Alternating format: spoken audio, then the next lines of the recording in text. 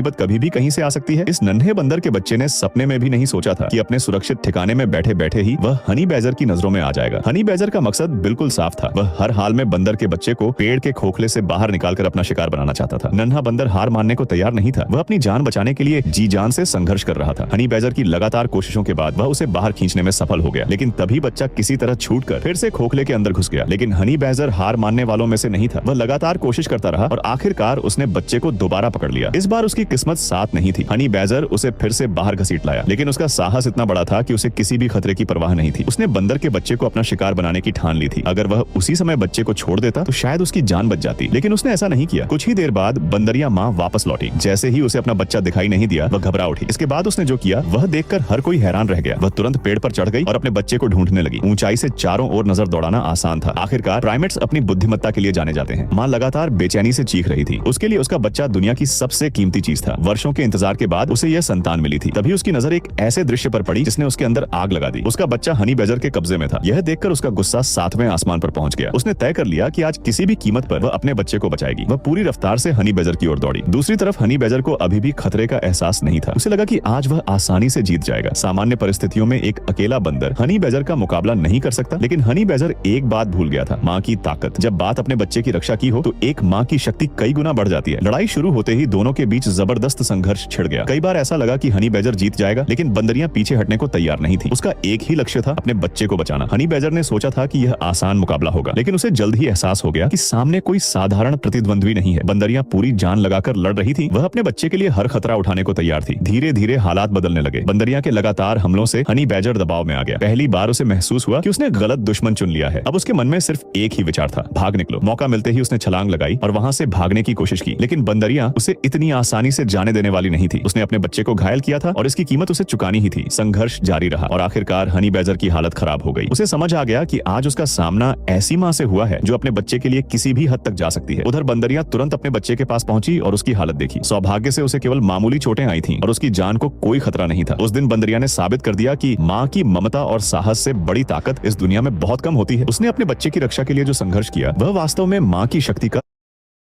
जीवंत उदाहरण था। कहते हैं